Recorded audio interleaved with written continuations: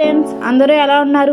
So ఈ వీడియోలో మనం NEET UG counselling important documents and required documents చూద్దాం.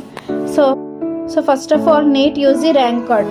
సో నీట్ ఎగ్జామ్ కంప్లీట్ అయింది కదా, సో ఈ ఫ్యూ డేస్లో నీట్ యూజీ ర్యాంక్ కార్డ్ వస్తుంది.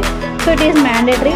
నెక్స్ట్ వచ్చేసరికి birth certificate or SSC marks memo, so ఏదైతే మనం 10th క్లాస్లో రిసీవ్ చేసుకుంటామో.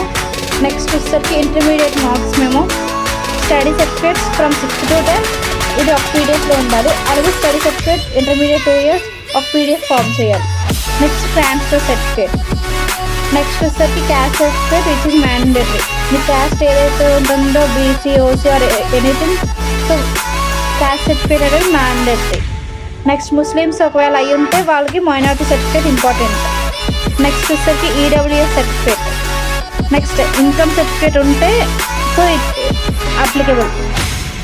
నెక్స్ట్ ఎన్సీసీ కోటా ఉన్న, క్యాప్ కోటా ఉన్న, పిఎంసీ కోటా ఉన్న ఆ తగిన సర్టిఫికేట్స్ పెట్టాలి స్కాన్ చేసి. నెక్స్ట్ వచ్చేసరికి ఆంగ్లో ఇండియన్ సర్టిఫికేట్, అంటే ఏదైనా మిలిటరీ సన్ ఆర్ డాటర్ అయ్యి ఉంటే వాళ్ళు ఆ సర్టిఫికేట్స్ కూడా సబ్మిట్ చేయాలి. Next resident certificate. సో మీరు ఎక్కడైనా ఇయర్స్ వేరే స్టేట్లు చదివి ఉంటే సో రెసిడెంట్ సర్టిఫికేట్ కంపల్సరీగా సబ్మిట్ చేయాలి. నెక్స్ట్ నాన్ లోకల్ అయ్యి ఉంటే employment certificate of parents submit చేయాలి. నెక్స్ట్ స్టూడెంట్ యొక్క Aadhaar card, latest passport size photo, next signature of the candidate. Passport size photo, signature of the candidate JPG or జేపీఈజీలో ఉండాలి.